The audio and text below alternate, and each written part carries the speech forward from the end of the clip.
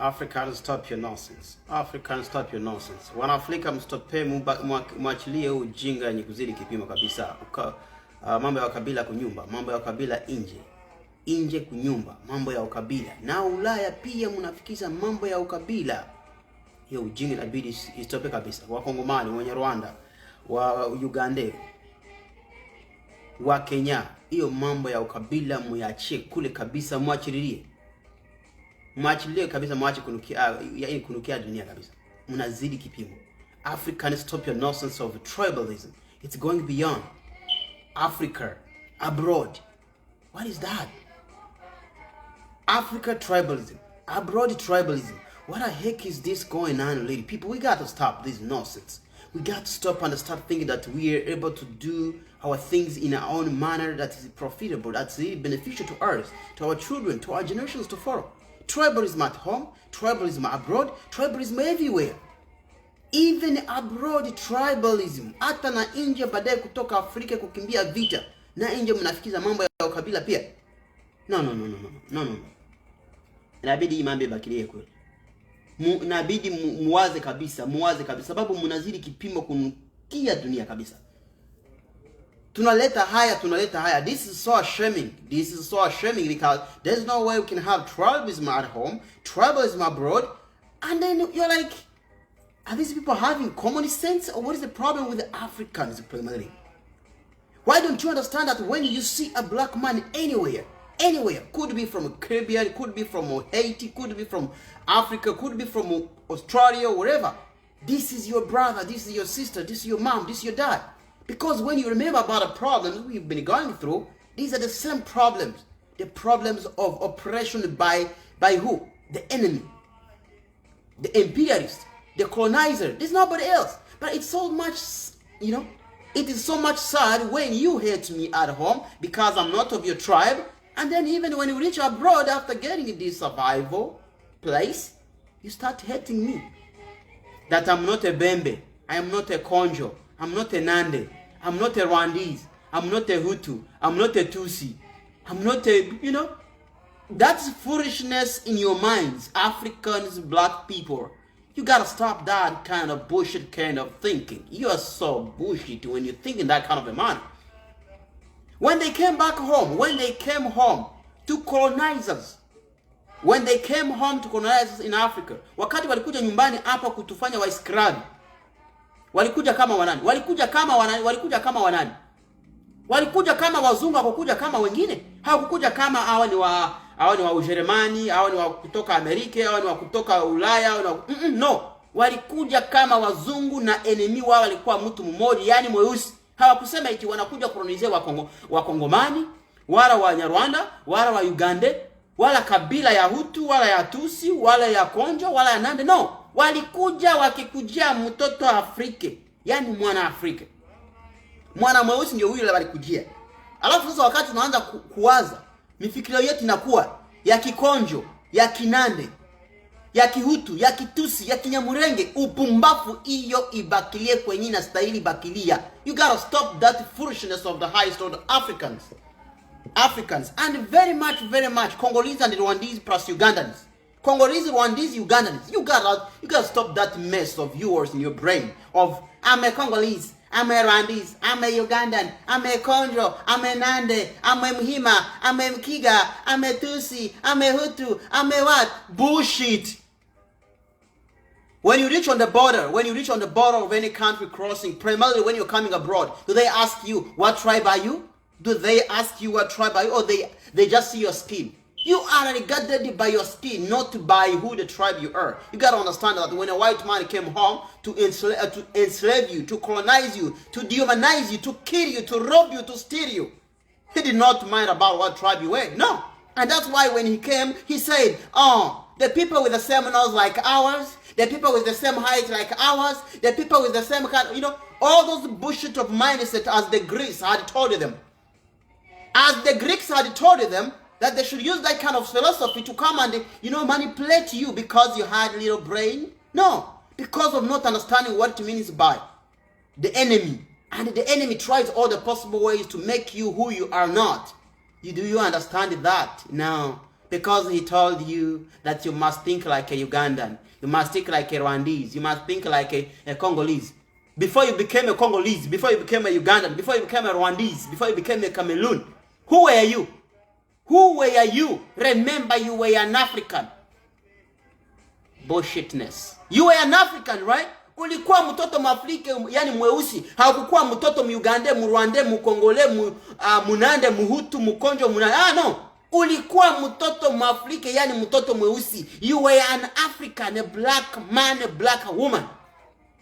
Whether from Cameroon, whether from Tanzania, whether from where, you were an African black man, black person. And when they came, they did not come for Tanzanians. They did not come for Ugandan. They did not come for, Konjo. They did not come for Hutu, Tutsi, Nyamurenges. No, they came for a black man. They came for Africa. Do you remember that? So if you remember, do you understand that you have to leave your stupidity, your foolishness of the mindset of thinking that you're going to fight as tribes. You're going to fight as a Congolese. You're going to fight as Ugandans. You're going to fight as, Nandes, Konjos, Tutsis, Hutus.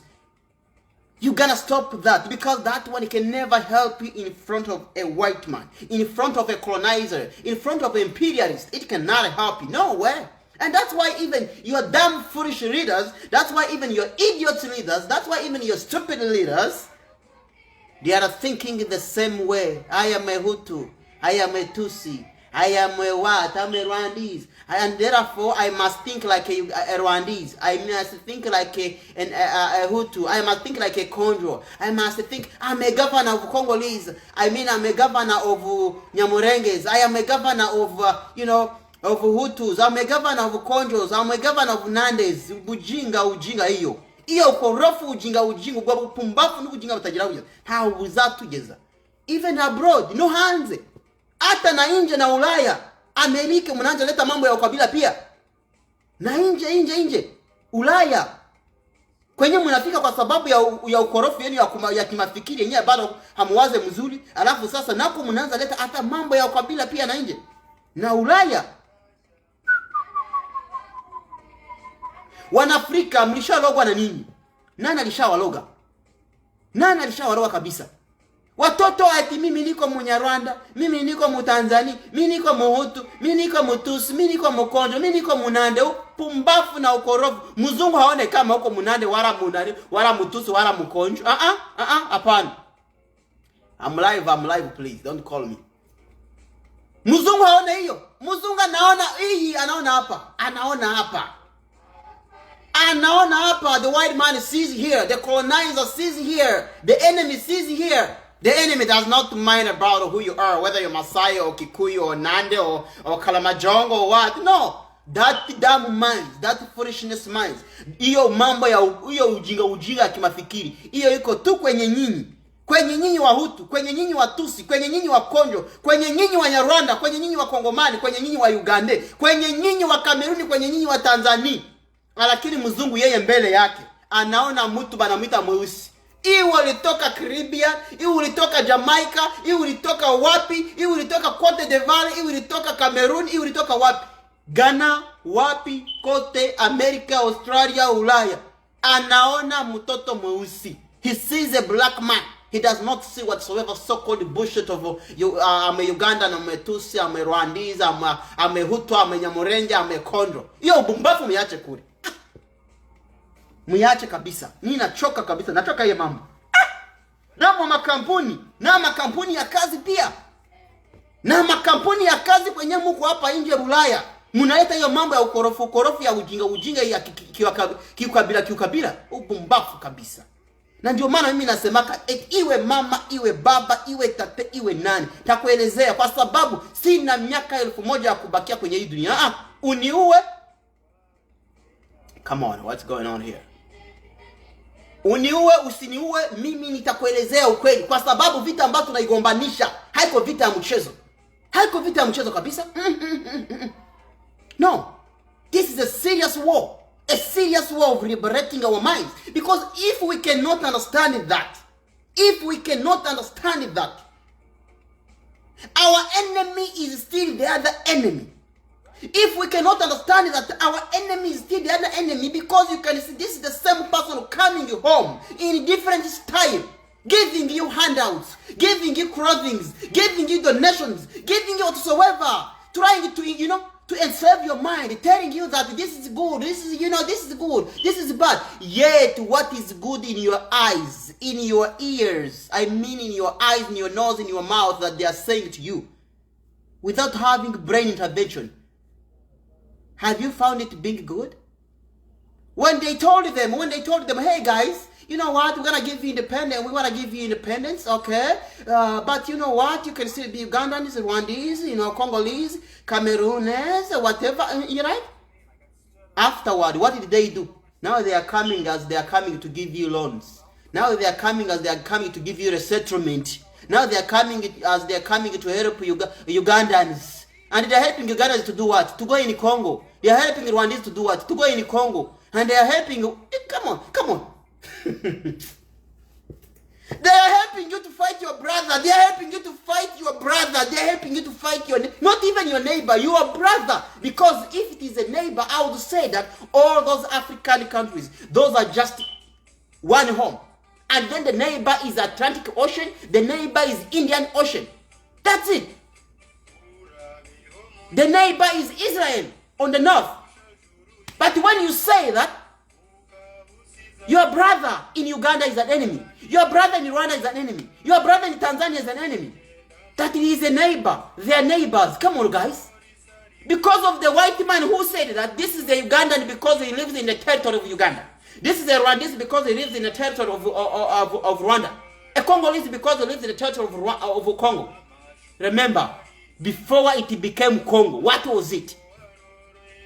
Na bado haijakuwa Congo, ilikuwa kitu gani? Na bado haijakuwa Uganda, ilikuwa kitu gani? Halafu sasa hapo kujiita eti uko Mkongomani, uko Muganda, uko Mrwanda. Na hapo naanza kibafikiri yote tunaitia. Come on guys. When I'm not on live, you don't call. But when I'm live, you find you're calling several times. Na bado haujaitiwa Kongole, haujaitiwa Uganda, haujaitiwa Rwanda. Ulikuwa nani? Ulikuwa mweusi.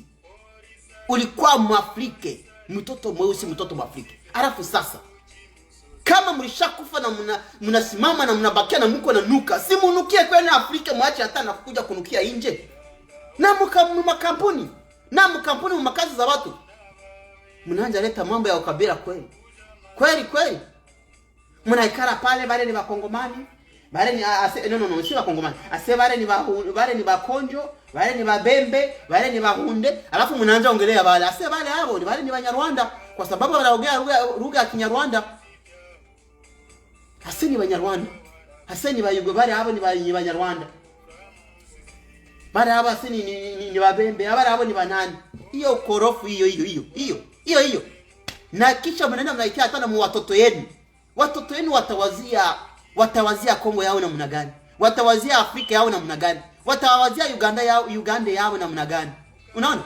Lakini mzungu yeye, mzungu yeye iko kukazi.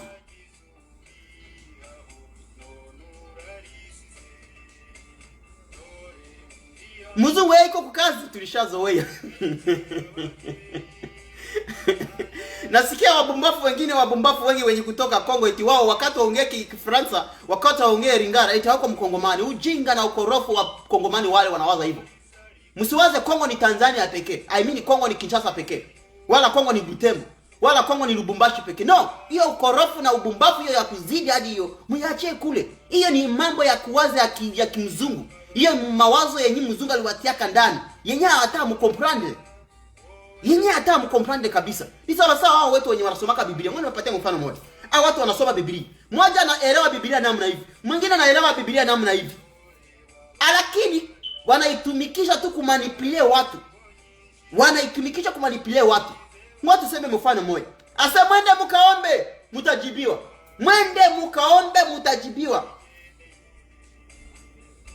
Mwenye haelewi.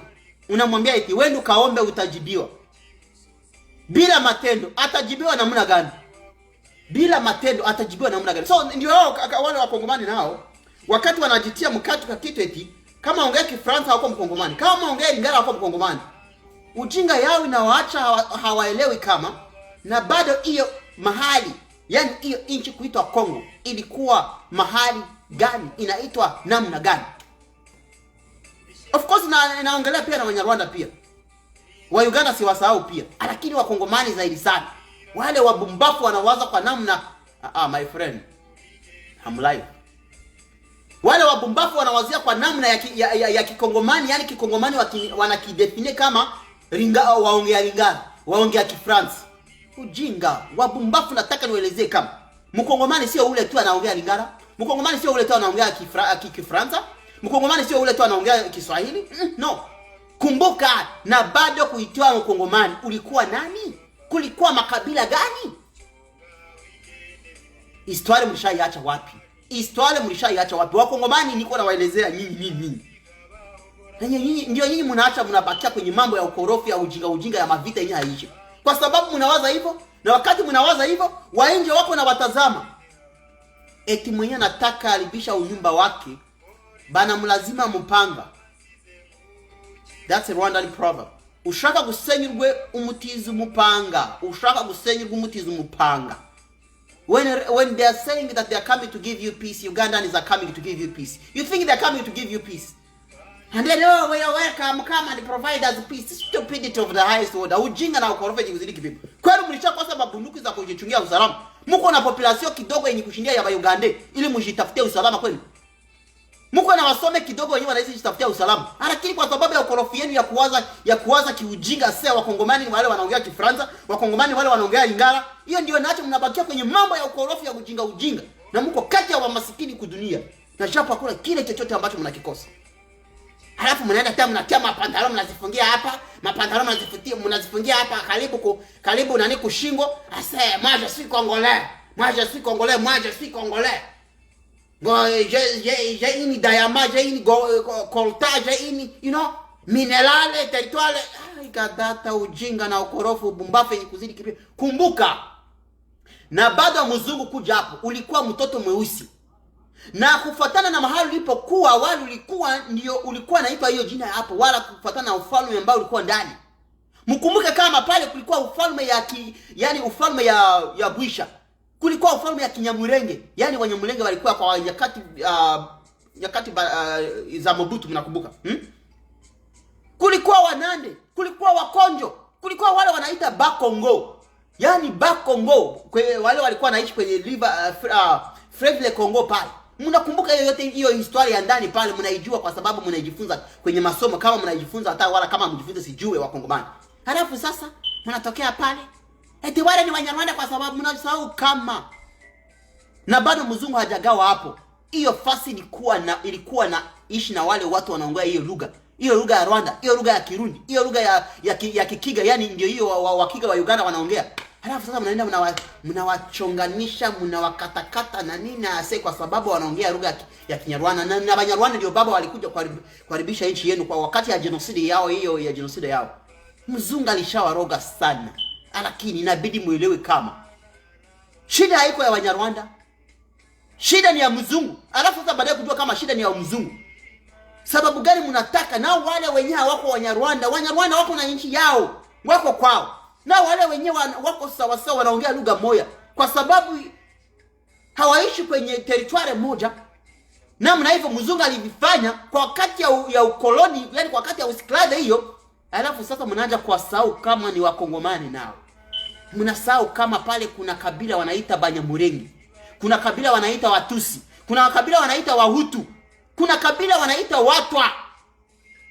Wale wote wanaongea hiyo lugha moja kwenye hiyo nchi ya Kongo hapo North Eastern Congo. So ujinga yenyewe kwa mnyinyi ati mko Wakongomani kwa sababu mnaongea Swahili, kwa sababu mnaongea Lingala, kwa sababu mnaongea Kifaransa, kwa sababu mnatoka Butembo, kwa sababu mnatoka Kinshasa, kwa sababu mnatoka Lubumbashi, kwa sababu mnatoka Bunya. Hiyo ujinga muiachililie kule.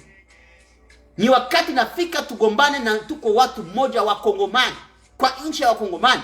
Na alafu sasa tugombane kama Wanaafrika. Alafu sasa baada ya kugombana kama Wanaafrika ndio hapo mzungu ataelewa. Bana Afrika bamelamuka, hakukulamuka ba Uganda, hakukulamuka ba Rwanda. No, kumelamuka Wanaafrika. ujinga na ukorofu. Lakini hii haiko mambo linileta hapa, ila mambo linileta hapa zaidi sana ni kuelezea mambo ya ukabila. Muiache kunyumba kwenu. Kama iko Kongo muiache Kongo. Kama iko Uganda muiache Uganda. Kama iko Rwanda muiache Rwanda. Kama iko Kameruni, Kenya, wa Masai, wa Kalimanjaro, banani muiache kule. Muache ileta mumanchi za watu. Muache ileta mumanchi za watu. Leave that foolishness and stupidity and idioticness of tribalism back home. Don't bring it in these western countries. No. Muiache kule kabisa. Muiache kule. Kwa sababu muko nanukia watu ya nje. You're smelling for the people outside who do not know, nor do they understand about your private issues of tribalism.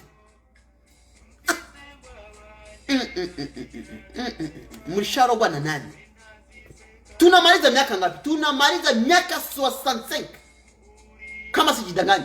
We are now 65 years since we got the first independence as Ghana, right? As Africans, since the first independence, we are now 65 years, if I'm not mistaken. But now, imagine, we cannot still understand that our enemy is who, and our friend is who.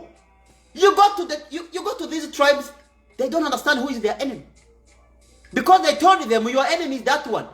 Ujinga na ukorofu. Wakati wanawaambia mambo ya genocide, wakati wanaibaelezea hiyo genocide ambayo wanaimba mara na mara. Manchi zingine hazikukana na genocide. Alafu sasa wanaambia eti wewe ule ndio aliua ule ndio aliua ule ndio wishauria, bala ndio wishabaria. Hiyo ujinga na ukorofu yenyewe itawasaidia. Mnaanza kuleta manani makichwa yenyewe balisha woza, makichwa zenyewe zieleweke, mifipa yenyewe ieleweke ya fulani. Unaanza kuonyesha watoto eti huyu ndiye alikuwa oncle wako, huyu ndiye alikuwa shangazi yako. Hiyo ujinga ugabufafa butagiruko bungana. Tacho mzatu yamba nacho. Twatekereza ngo twivane muri kino gikoroni cyo mimitekerereze.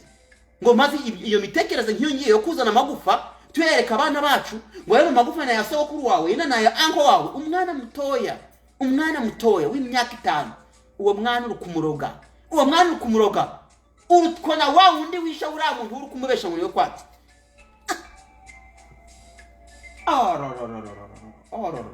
Ariko muzi kubera iki muzonga tuzira? Muzi kubera iki muzunga ziri urugumukara? Nukubera ko yagiye gukura umwana w'umuzungu, nyina atangira kumubwira ati uri kureba uri kubera muzitegereze. Ubwana bw'umuzungu yo biri hamwe n'ubwana bw'umukara. Yani wakati wale watoto weusi wako na watoto wazungu, wale watoto wachanga, unaona vile wanacheza, wanafurahisha sana.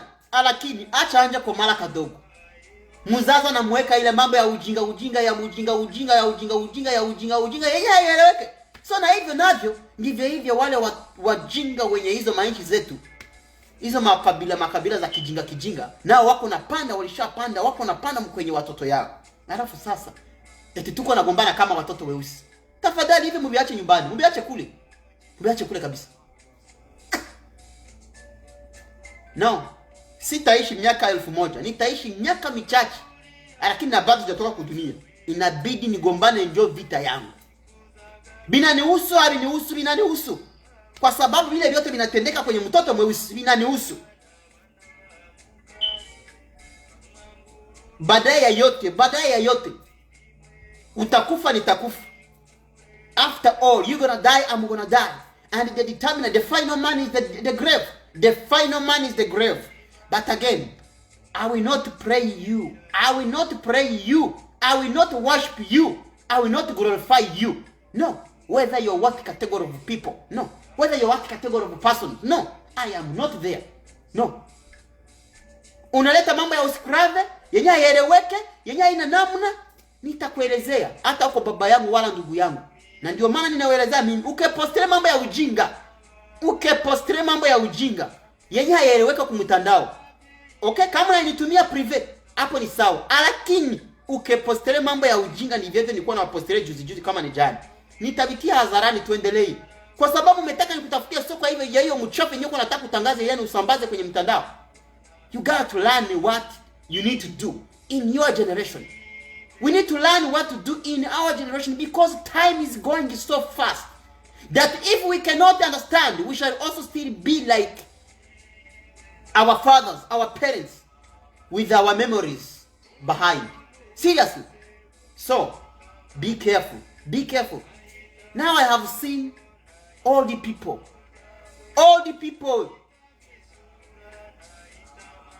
Natangiye kubona rero ndi kubona buno ndi kubona nabazehe batangiye kuja kuryama n'abuzukuru babo kandi bubatse abuzukuru babo ibaza nk'umuzehe w'imyaka 70-80 aje kuburire bwa mukobwa we aje kuburire bw'umuzukuru we aje kuryamana n'umugore w'umuzukuru.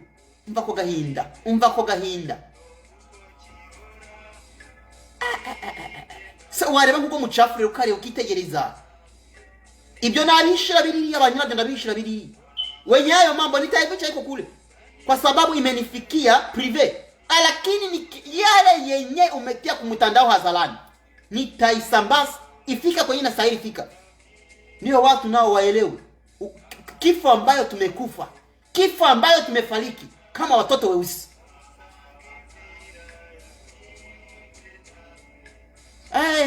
Naga humunwa mwashka, naga humunwa kabisa, naga humunwa pe.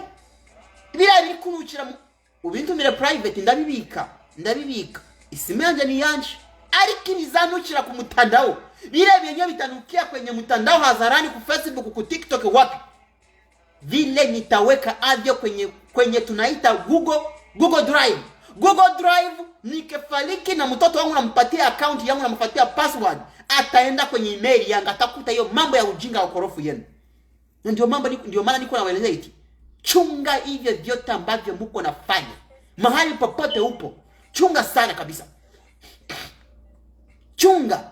Tafadhali hiyo mambo ya ukorofu ya ujinga ikuponyoke. Lakini wanjeenda kumtandao.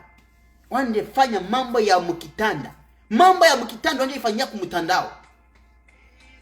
Kwa wakati yote nyinyi unataka, nyinyi unapenda. Halafu nasema eti Kalinda wakati anakamata kama hiyo mambo naye anaisambaza kwenye mtandao kwa sababu mmetaka tuifanye publicity kama ni public. Unaanza nilaumu, uko nalaumia nini? Mimi nilishakufa zamani. Mimi nilishakufa zamani. Unajua wakati nilikufaka 1995. Nilikufaka 1995 wakati Banyarwanda balifikia Kongo na banakuja kuniua, na japo mimi nilizaliwa Kongo na niko mkongomani pale. Na sikuenda Rwanda kufanya genocide. Halafu sasa ndio wanaanza kunifuata Kongo. 1995 kama mnakumbuka hizo masiku. Hiyo ndio wakati nishafariki. Hiyo wakati tulipoteza ba oncle, ba tante, ba mama, ba baba. Kwa shida yenyewe hawaelewi. Kwa vita yenyewe wao wenyewe hawakuanza.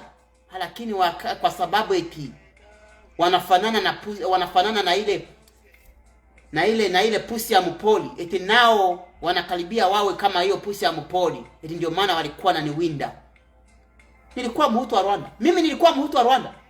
Wala nilikuwa mtusi wa Rwanda. So mimi nilishakufa zamani. Batu kama sisi tulishakufa zamani. Wakati unaleta mambo yako ya uogo ya sasa utaniloga, utaniogopesha, utafanya nini? Niko naomba kitu moja. I'm requesting from you just one thing. Do your nonsense, keep them with you or with your family or in your phone, but don't put them on the social media. Because when you put them on social media, I'm not wanting the other younger people, the other fellow people to fall in the same trap of nonsense. No. And guess what?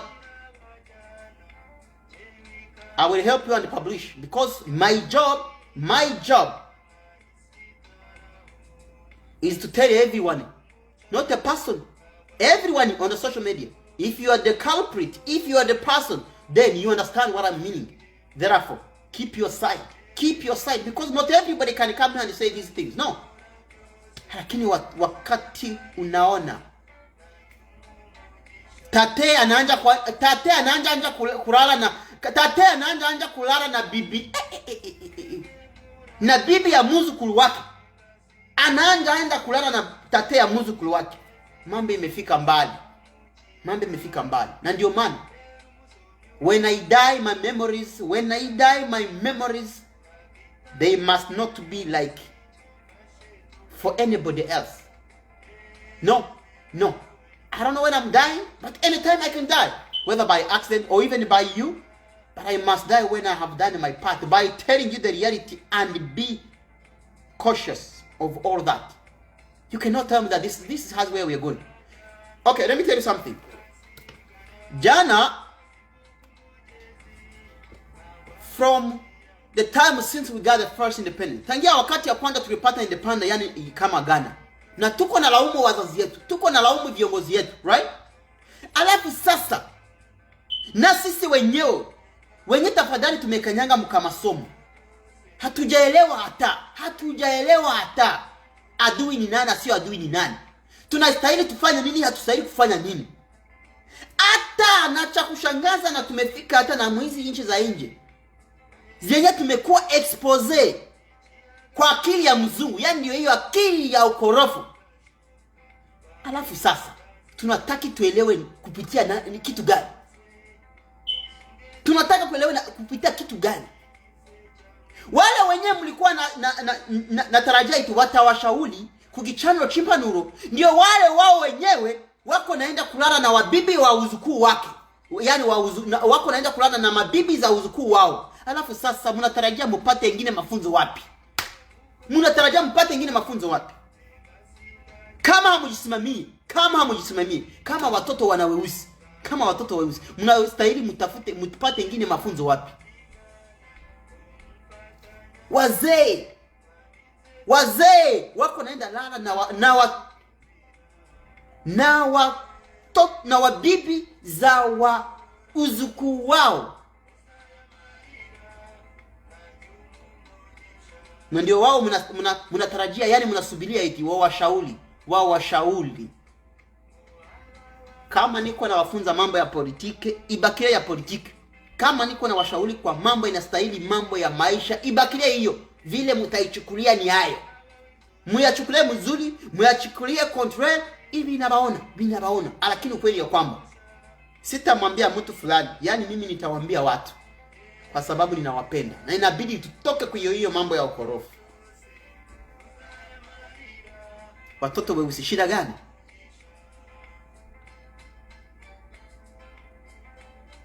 I am a Ugandan, I am a Rwandese, nika Mhutu, I am a Hutu, I am a Tusi, I am a Nyamurenge, I am fighting for Nyamurenges, I am fighting for Hutus, I am bra bra bra bra, I am bra bra bra, I am remembering this. Come on. Those nonsense must stop. There is nobody wants to hear that. People want to hear developmental issues. And the reason why I'm talking about this, it is because that when you are in such kind of thinking, you are making an enemy who is the white man continue to steal us, rob us, kill us, in the so-called nonsense of saying that he's helping you. We gotta understand this. And that's why I must talk about this. It's time to wake up. And many people asking, okay, what have you done? What have I done? Ask people who know my life well. I am not 3 centuries yet. I'm not 3 decades yet. No. I am not 3 decades yet. But at least, if you can learn nothing, if you can do nothing, do like what I have done. If you can do nothing, do like what I have done. Then you will tell me that, what have you done yourself? And guess what, by the way? Munizari kagazara maji. Kaningol. Iji riva magashkwi muje charge. In my own saying, I said that an egg hatches at its own time. An egg hatches at its own clock. That's when an egg hatches. So when you're still in your nonsense of traumatization by the white man, by your tribes, by your parents, by your so-called elders, by your so-called nonsense from people, that what have you done yourself? I am not yet 3 decades. Which I mean I'm not yet 30 years. But go in my story. Go and learn about me. If you do the same nonsense like I have done, at least I will know that we are moving forward somewhere.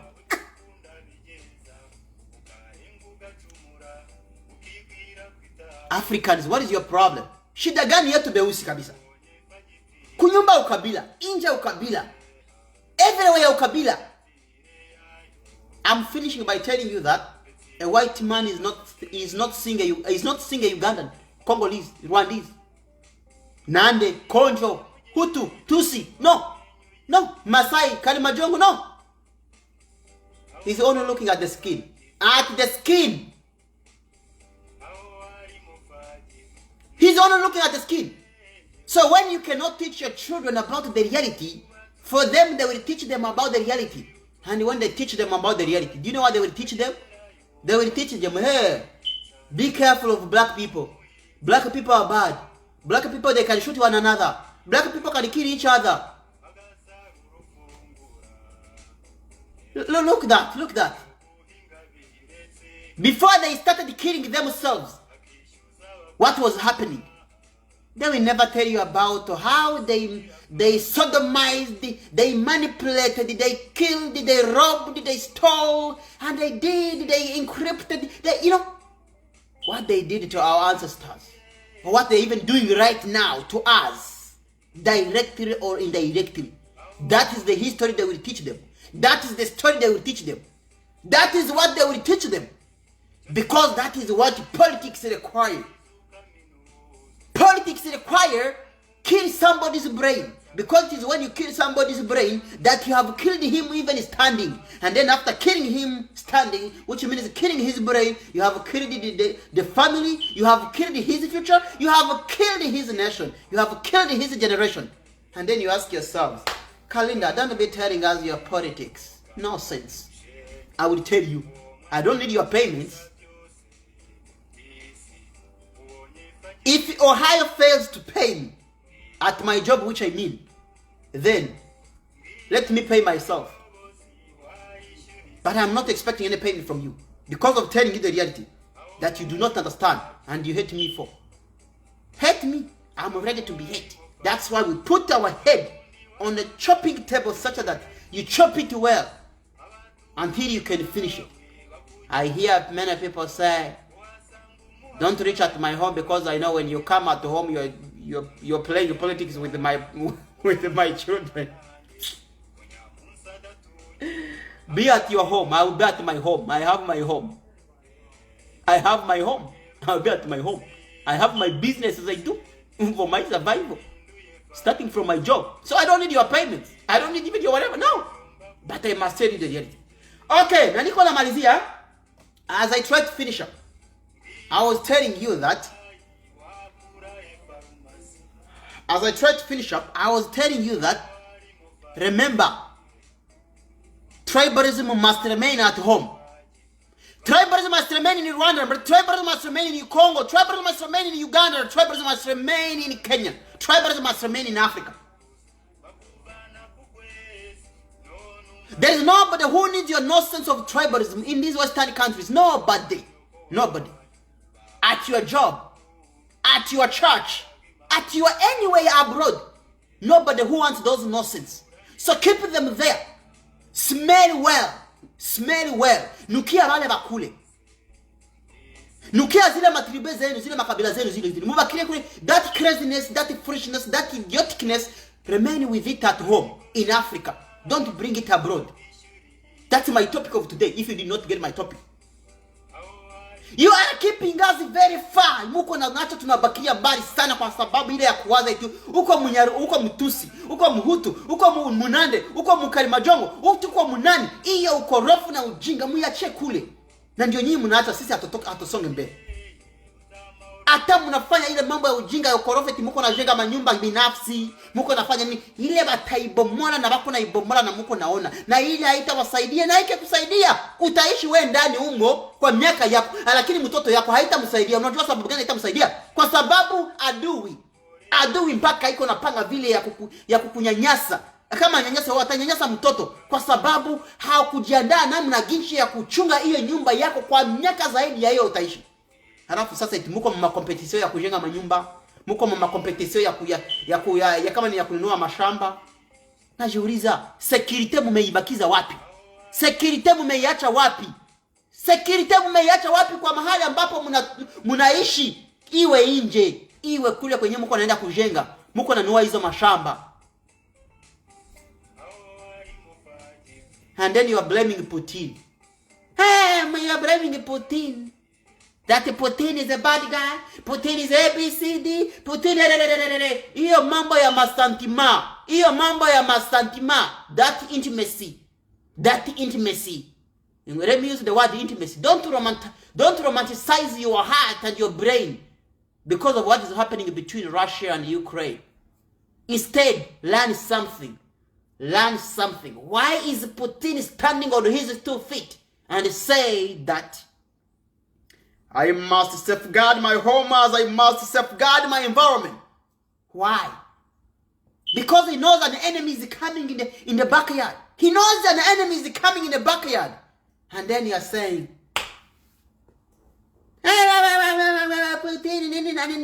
waza, mwache mtoke mwile mambo ya usiklavi ya kuwaza kama kimutu, muwaze kama watu. Na mjue enemy wenu ni nani. Na baada ya kujua enemy wenu ni nani, yani adui yenu ni nani, mjue mtajichunga na mna gani. Mjue mtachunga mjini yenu, yani nyumba yenu na mna gani. Na nyumba yenu siko namaanisha nyumba siko namaanisha nyumba yenu kwenu. Siko namaanisha hiyo nyumba yenyewe mko na jenga. Niko namaanisha Afrika, inchi zenu.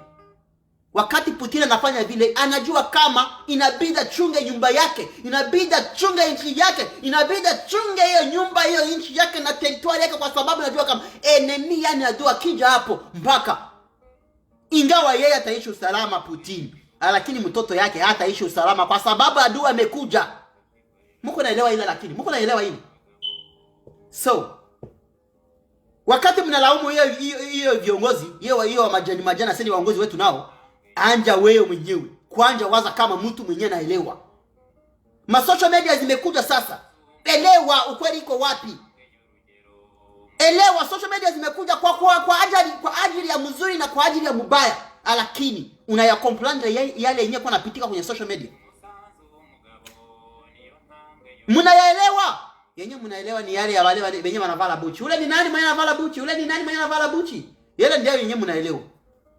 Inabidi tuelewe politiki banaicheza namna gani hapa batoto, hapa batipe ba imperialiste. Banaicheza namna gani?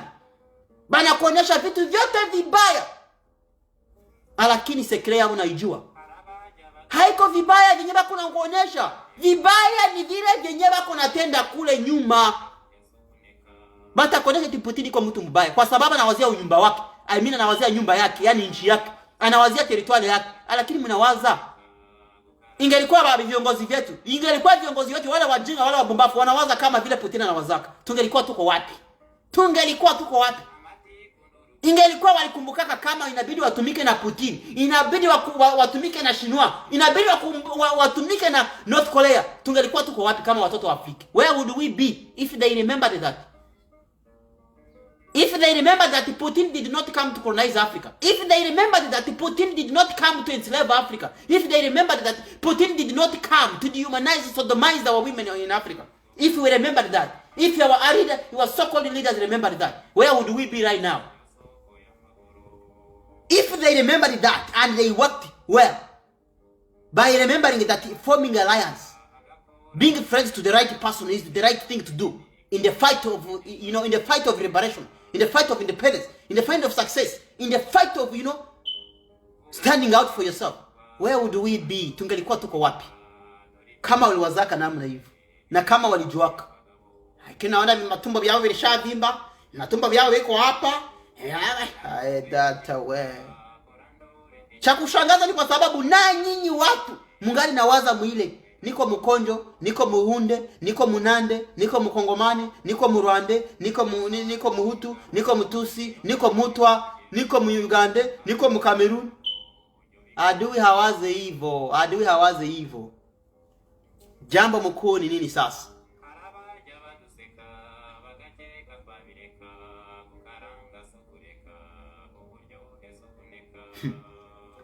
Jambo mkuu ni nini? Jambo gani mkuu kwenye hii live ya leo?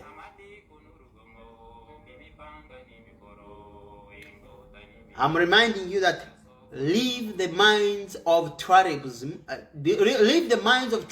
back home in Africa.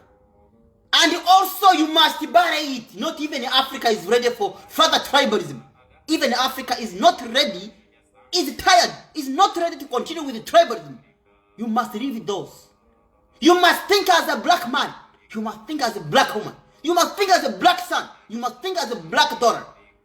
You must think as a black person, not as a Uganda, not as a Rwandese, not as a Hutu, not as a Tutsi, not as a Nande, not as a Konjo, and particularly to those of abumbafu bale bakongomani.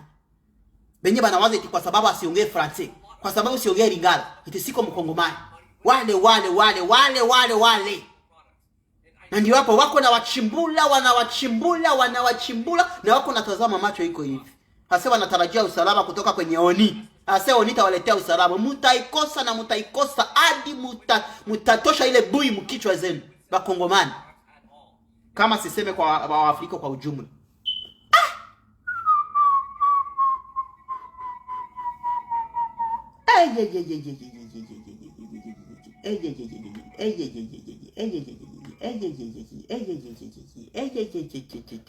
Ukorofu muyache kabisa. Ukorofu muyache. Tunazidi. Tunaletesha haya. Jambo mkumu meisikia. Niko najiendea mimi niko natoka. Kwa sababu maadui ni za mingi sana. Hata kuna mara kesho mnaisikia Kalinda amekufa kwa sababu baba amemuua. Kwa sababu amesema ukweli. Lakini nitaisema. Sina miaka 1000 kudunia. Na wewe hata uni. Lakini nitakufa na nimeisema. Na kama ningali nitakufa niko muaksio. So sitabakila tu kwenye bla bla bla. Hapana. Inabidi tutoke sasa.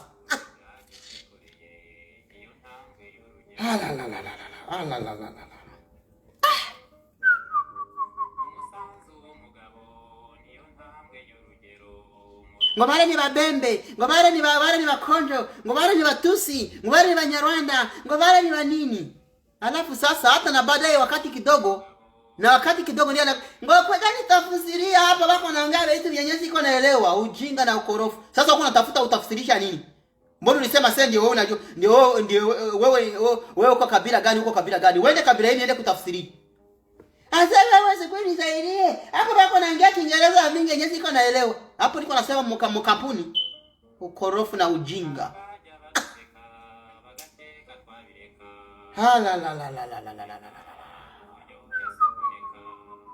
Ndio maana mimi nilisemaka eti sina rafiki sina ndugu. Sina rafiki sina ndugu. Unanisema usiniseme nitasonga mbele. Ufanye vile utafanya huko mama huko baba huko na mimi sijali naenda mbele na wale wananijua mzuri.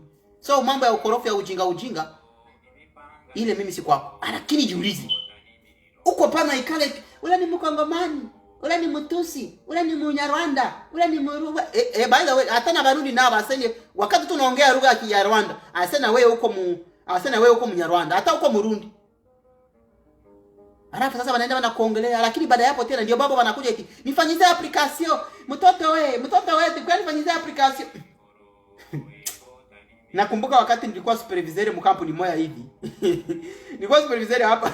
Kisha kampuni pale kuna kwa ile karite ya Bakongomani, kuna aidhi ya Bakongomani, Babembe, Bakongomani, Banyabusha,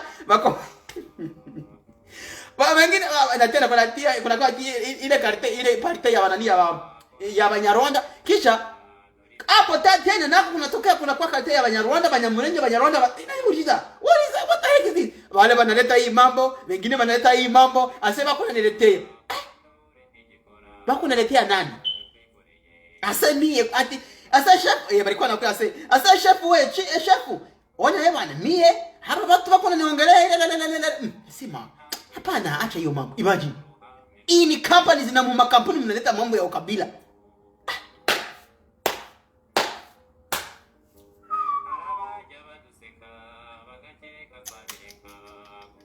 Na wakati waliniona hapo na niko naingia kwenye hiyo kampuni. Mungu ametujali tumepata mtoto wetu. Mama wanasema mkinyarwanda, wengine wanasema mkirundi, mkiswahili, wengine wanasema na wengine wanataka Kifaransa chingi sielewe vizuri. Lakini baadaye tu muda kidogo bwana anja hapo benyewe sasa kujibagua. Na waanza kujibagua hapo benyewe banakuja kustaki kumi. Najiuliza mwenye sharoga bana Afrika ni nani? Mimi niliwazaka tu niliona hiyo mambo kwa sababu nilikuwa supervisor pale, lakini hata na wengine walishanifikia eti bwana kampuni kwenye natumika unajua mambo ya ukabila na kuwaka. Najiuliza kumbe bila vitu vinazidi hata. So imagine saa vile watu batano banakuja na bako naleta hiyo habari kuhusu ukabila. So ndio kusema eti kuko shida mkuu. Kuko shida mkuu kwenye watu wa Afrika kabisa. And there is that big problem actually. Because when you see, if an African says that or thinks that a black man from United States, from Australia, or from Haiti, or from Jamaica is a different person, then we are sick. That's what I'm talking about. We are sick. Instead of understanding that a black man from Jamaica is an African, a black man from Australia is an African, a black man from United States is an African, a black man from Haiti is an African, a black man from Europe is an African. Do we understand that though? Do we? Do you understand? Will you understand when you don't understand that there happened slavery? Will you understand when you don't understand that there is modern slavery today? Will you understand when you don't understand? Will you understand when you can't understand that imperialism is still continuing? Will you understand? Will you understand when they are giving you handouts? Directly and indirectly? Will you understand that when they have brainwashed you? Will you understand that when they have told you that teaching your children about your history, who you are, where you're from, and where you must go, where they must go, is a problem? Will you understand that? You will not understand. Hamutaelewa. Abo nta muzabyemera. Ariko muzabyemerera ikibi n'ikizi. Imyaka ibaye 65 aho tubone ubwigenge nka Afrika bamwe ariyo Ghana. Ibaze indi 65 iri imbere bizaba bimeze bite? Tuzaba tukiri mu bupumbafu bw'ubujinga. When we say that kids do not understand, are you kids? Are you also children that you don't understand what is going on or what happens? If you don't know what happens or what is happening, go back and Google George Floyd. If you don't know what is happening, go back and Google George Floyd. Then we know what is happening around the world. As regards to you, black man, by the imperialist, by the Western man, I wish Homo was safe. I wish Homo was safe. I wish you understand that not thinking as tribes, at least as the countries, that would bring us peace in our individual countries, at least, which is not also the maximum. The maximum would be thinking as an African, not as a Ugandan, not as a Rwandese. But even you fail to think as a Congolese, but you think as a Nande, a Konjo, no kureka gutekereza wenda nk'umunyafrika, wenda ugatekereza wenda nk'umukongomani, nabyo bikunanire. Unachatekereza ngo uri umuhutu, unachatekereza ngo uri umuhunde, unachatekereza ngo uri umututsi, unachatekereza ngo uri umundani, unachatekereza ngo uri umukarimajongo, unachatekereza ngo uri umunyamurenge. Urwishyanga rwacayirimo sha, urwishyanga rwacayirimo. Kandi ngo wagukanze ntahabwa inturo. Wagukanze ninde? Ni umwana w'umuzungu, umuhutu w'abandi, umututsi w'abandi, umukonjo w'abandi, umunande w'abandi. Ibyo nimubimenya, yale mkisha yaelewa, ni hapo sasa mtagombana kama wakongomani, kama wa Rwanda, kama wa Uganda, alafu sasa kama wana Afrika. Ikiwezekana hata tungenienda direct tunagombana kama wana Afrika. Wala kama weusi taifa lote mahali popote tu. Wale wa Jamaica, wale wa Australia, wale wa UK, wale wa Europe, wale wa Amerika, weusi, taifa weusi. Kwa sababu wote ni Wanaafrika. Na wanataka warudi nyumbani. Lakini watarudi nyumbani na japo tungali na waza muhire kiujinga. Ya niko Munyarwanda, niko Muganda, niko Munyarwanda, niko Muganda, niko Mkongomani. Ile kiujinga yenye kuzidi kipimo. Niko Munande, niko Mukiga, niko Mucholo, niko Mutusi, niko Muhutu. Ile kiujinga itaacha watoto wanarudi nyumbani. Ile. Bye. Mulale salama na mshinde salama. Na si asahau by the way.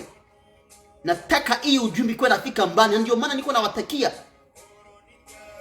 mwende musubscribe kwenye hii channel. Hii channel itawaelezea ukweli kwa sababu hii channel hayo haitaishi miaka milele. Haitaishi miaka milele. Hii chana iko kwa wakati, inabidi elezee watoto wachanga wanastahili wafanye nini kama watoto wao wangali mwiyo mambo ya ujinga ya korofo ya kitribalism. Sisi watoto wachanga inabidi tufanye nini? Na ndio maana hii YouTube channel iko hapa. Siko hapa kwa kutafuta maviews, lakini ninatafuta tuelewe na tuchangie hii habari. Na itawezekana kama tunachangia hizi mavideo hizi. Tuko naelewana kabisa. Dutekereze nk'abanyafrika, tureka gutekereza nk'abanyarwanda, nk'abakongomani, nk'abahutu, nk'abatutsi, nk'abanyamurenge. Dutekereze nk'abanyafrika. Ico nico kizadukiza.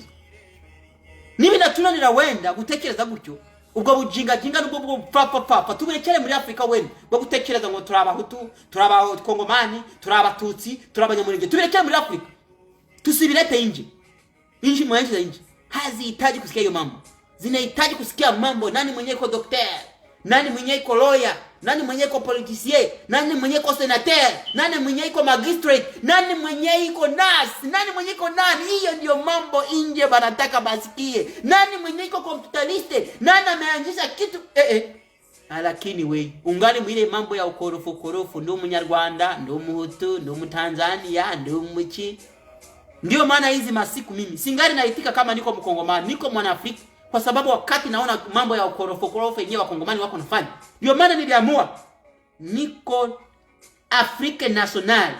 Kama nimebisema mzuri, Afrique Nationale. Afrique Nationale kutoka mjini Kongo. Na ndio maana mimi sitaki hiyo mambo mengine ya ukorofu. Mimi niko Kongolais mmoja, si Kongolais.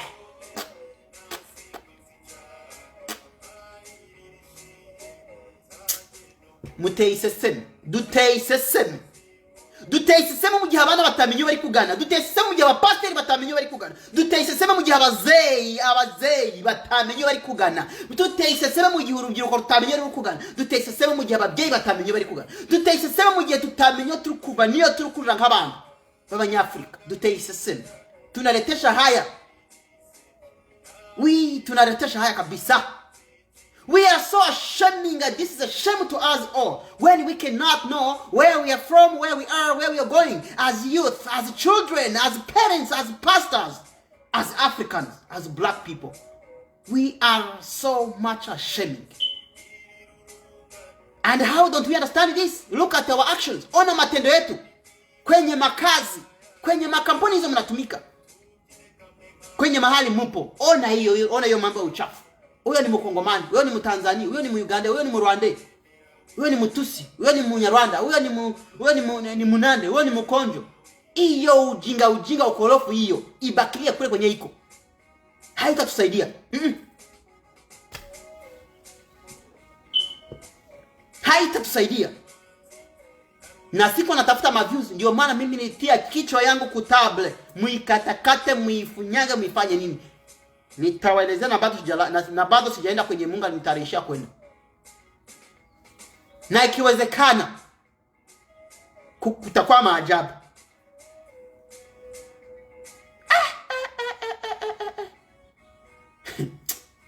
Nakumbuka, by the way, nakumbuka wakati huyu baba wakati Martin Fayulu alikuwa na contest, alifika hapo Chicago. Wakati alifika hapo Chicago, nilipenda siende na siya baeleze yaka. Wakati alifika Chicago hapo, tulienda kushiriki kwenye mkutano hiyo. Ilikuwa kuhusu hiyo mambo ya ujinga wa Kongomani ya kipresidenti yenyewe walikuwa wanafanya kumnyanyasa mavote zake. Mnajua hiyo mambo ya ukorofu jinsi Kiseketa aliingia kwenye pouvoir. So hapo sasa nikatoka pale, kila mtu anauliza maswali, alafu sasa cha kusangaza nilifika kwa wakati ya kuuliza maswali zangu ambazo nilikuwa inabidi niulize. Kwenye nyumba kulikuwa watu kama 50 wala hata zaidi. Alafu wakati nilimaliza kuuliza maswali zangu, nilimwambia mimi sielewi Francais. Sielewi Lingala. Jua wakati walikuwa wanaenda kuuliza, walikuwa wanauliza mwanani mkifranza na Malingala. So wakati niliingia hapo, niko kwa mambo ya ukabila ya ujinga ya ukabila ya Wakongomani na Wanaafrika kwa ujumla. Alafu wakati niliingia hapo, niuliza maswali zangu kwa Swahili, kama ni Swahili, kama nilitumia Kiingereza.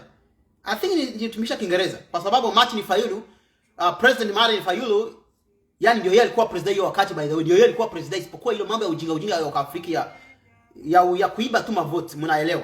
Vile Kongo ilifanyaka ule Kisegeti kupitia Kabila, njoo mnaelewa. So alafu sasa huyu baba, wakati niliuliza maswali zangu kwa nawaza nitumikisha Swahili. Nitumie Swahili. Wakati nimeweza uliza, wakati tulitoka na hata na bado hajatoka hata mwiyo room, yani kwenye hiyo chumba, kwenye hiyo conference. Alafu sasa ndio watu wakakuya kando na mimi. Ase, hey, Kalinda. Kalinda, njoo kanisongelea. Jina yako nani tena? Ase, jina yangu Ndayamba. Jina yangu Ndayamba chakala.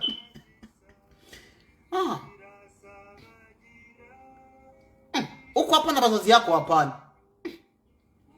Halafu unajua Kabila namjua. Kabila namjua. Ninamjua. Halafu mko na relation na Kabila. Sema mimi Kabila simjue macho kwa macho, hata simjue na sina relation naye kwa akili ambayo ninajua kufuatana na nani na familia yangu, mimi sina relation na Kabila. Kweli? Kisema ndio hapana, sina relation na Kabila kabisa. Halafu sasa ulishawahi kufika Rwanda? Nikasema sijafika Rwanda maisha yangu na sijui hata kama nitafika Rwanda.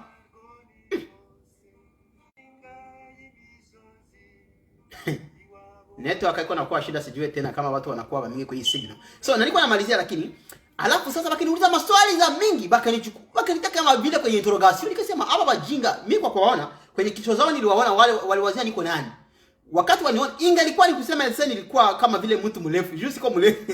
Niko medium. Lakini ingelikuwa niko mrefu, juu sikuwa naongea France, sikuwa niko naongea Lingala. Batipe hivi walikuwa na suspect sasa niko tu Mnyarwanda. Nikasema hawa jinga, mbona wote wako wananiuliza maswali yenyewe yaeleweke, isipokuwa mimi mwenyewe nilikuwa nimeyatazama, nilikuwa nimewasoma zamani. Na Swahili yangu ambao nilikuwa naongea, mimi sikuwa naongea kama Swahili yao. Ile yao ya kuchanga France na France na nini na Lingala hiyo ya ukorofu hiyo wenyewe wanafanyaka. Eti ndio baba banaenea tu kwa nani ba Kongole. Sikuwa naongea hivyo. Bali uliza maswali za mingi. Lakini jambo mkuu katika hii jambo ambalo ninaileta ni sikatoka basa ingelikuwa mimi. Ya ingelikuwa wewe. Na nuko urefu sawa wewe. Hapo tu mpaka. Hawangelipatia hata na nini. Lakini hivi walikuwa nawaza sasa niko Mnyarwanda. Na hivi walikuwa nawaza niko Mnyarwanda, Kabila Mnyarwanda. Na ujinga yao hawajuaka kutofautanisha Mnyarwanda Mtusi, Mnyarwanda Muhutu. Na cha kushangaza hawaelewe kama Kongo iko ya Batusi, iko ya Bahutu, iko ya Banyamulenge, yani ndio baba wanaita Banyamulenge wala directement Batusi kwa hivyo. Rwanda iko na Batusi, iko na Bahutu. Hiyo ujinga hawaielewi, hiyo ujinga yao wenyewe wanaelewa. Bakongomani bado wanajia Bakongomani kwa sababu wanaongea Kifaransa, kwa sababu wanaongea Lingala, kwa sababu wanaishi Butembo, wanaishi njoo Kinshasa, wanaishi njoo wala Goma wala Lubumbashi. Hiyo ujinga korofu yao inawabidi hawaelewe hiyo mambo ya ukweli ya hiyo mahali hapo kwenye wanaishi hata. Mimi najiuliza hapa watu wanahitaji nini? Na ndio maana nilikuwa nasema hivi, kama Kongo inapata mtu banaita mudictateur. Dictateur yani nationaliste. Patriotique nationaliste. Congolais nationaliste, Congolais patriotique. Yeah, I'm losing my signal. I don't know what's going on. I think niko natarajia nimalize, lakini niko na madhani niko nasema hivi. Na ndio maana nilikuwa nasema hivi, ingelikuwa Kongo inapata train nationaliste, patriotique, Congolais dictateur. Dictateur nationaliste, patriotique. Sio, of course sio hiyo mambo ya ukorofu ya ujinga ile ya Kimubutu. Ile ya Kimubutu ya wizi anaenda kujenga anaenda kujenga France. Hasa iko najenga nchi, hasa iko najenga. Hii sio hiyo dictateur wao wanasema. Niko nasema dictateur nationaliste, dictateur patriotique. Kwa hiyo demokrasia ilishawashinda. Hawaifuate. Demokrasia wanapatia kini demokrasia bale benyewe wanaiba mavote. Mnajua mwenyewe alikuwa president wakati risha ya Kongo ilikuwa nani? Alikuwa njoo Martin Fayulu. Lakini wana ujinga ukorofi wenyewe walifanyaka pale. Unaona? Ona huyo balitia. Ula alikuwa njoo president. So ndio maana niko nasema inge kama wakati naanza ongea mambo yenyewe kwa serious sana. aba batipe unabalipa $60 lakini wana bananja leta mambo ya ujinga. Simu $60 internet ya kunyumba nao $60 lakini wana bananja leta ujinga network. Anyway, ngwani malizie bio. So ingalikuwa Kongo inapata wala iko na mtu kama ule Putin, wala iko na Jinping, wala ule wa Hong Kong, ule tipe wa nani wa North Korea. Unaona? Unaleta kichwa mbele, anapaswa natia chini pale. Inabidi tusonge mbele kama nchi. Anapenda nchi yake, watu yake. Sio mambo ya korofi ya kuwaletea vitu venye havieleweki kutoka nje na kutoka ndani. Mnaiona kama usalama hizi kuwa pale. Anafanya maagano na manchi za nje. Maagano yenyewe inastahili kwa sababu anafanyizia maagano watu yake, nchi yake. I'm sorry guys, it's getting so terrible with the connection. I don't know what the heck is going on. But when I'm finishing, I'm saying that when these people started, like trying to isolate me, wakati walianza kunibagua, when they started isolating me in that conference of the presidential conference of Martin Fayulu that time in Chicago, I was like, guys, you are still thinking in the other way? Mungana waza ile mambo ya kikiwa. By the way, bali tafuta go ataku gombana. Na ile wakati walitafuta gombana, walikuwa wametoka kama ni Wisconsin, wengine mahali pengine New York na mahali pengine na kadhalika. Hasa bako bakongomani pale. Walitafuta gombana pale hata ile wakati. Bakongomani babo.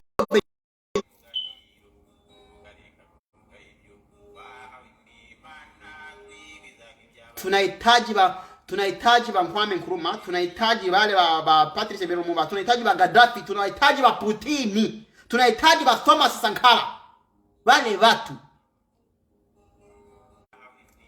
Tunahitaji wale watu. Wale watu tunawahitaji. Tunahitaji ba Thomas Sankara, tunahitaji ba Muammar Gaddafi, tunahitaji ba ba Patrice Lumumba, tunahitaji wale ba nani ba Putin, tunawahitaji wale. Tunawahitaji kabisa. Wale kupenda watu yao, kupenda nchi zao, tunawahitaji wale watu. Mambo ya ukorofu yaache pale. Kwa sababu demokrasia imewashinda. Demokrasia wao wenyewe kwa sababu ya kupenda upuvale ndio hapo manapitia.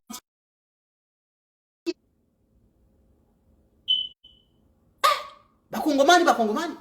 Bananjani bagua. Mtoto mimi nazaliwa hapo wakati najua naelewa nje kuelewa nilitoka pale niko na miaka kama vile mitatu kama vile 4 hapo Kongo. Na nona ndio baba banaanza kunibagua. Hasa niko Mnyarwanda. Mimi mnawaza Mnyarwanda yeye alishafanya nini? Hiyo mambo ya genocide yao wenyewe mnasemaka sasa genocide yao yenyewe ambukizwaka kutoka njoo Rwanda kaingia njoo Kongo. Nao haiko hapo. Mjue kama ni mzungu. Nao haiko hapo.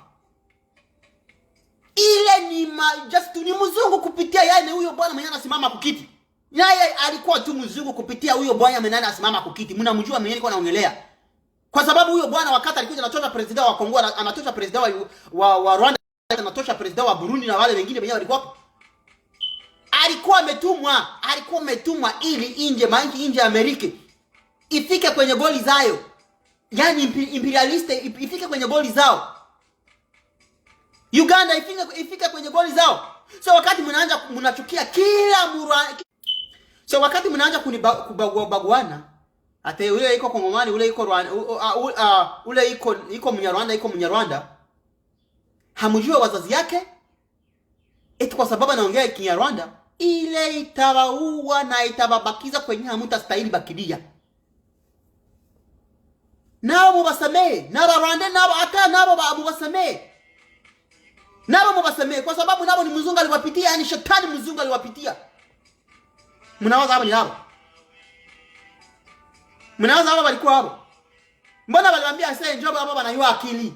Ase njoo hapa bako na mapua saa yao. Ase njoo hapa bako na burefu saa ya bazungu. Ase njoo hapa bana ujuzi. Njoo hapa banabidi bakuwe baongozi. Hivi walikuwa na badanganya. Vile ba Greek walikuwa wameelezea bazungu na kisha sasa zile filosofia za ba Greek bazungu wakazikamata wakazileta Afrika. Mlishaikana ile kabila. Mlishaikana zile makabila. Mlishaikana na Banyarwanda mu masomo. Mlishaikana na Banyarwanda mu masomo muelewe. Akili yao iko wapi? Kama sio hiyo akili ya kibongo ya korofu ya kuchukiana, ya kuvusha damu pekee. Akili yao iko wapi? So hizo mafilosofi za kijinga zenye mzungu anawapatiaka, alishawapatia. Iyo muizike, mulamuke kama watoto wa Afrika.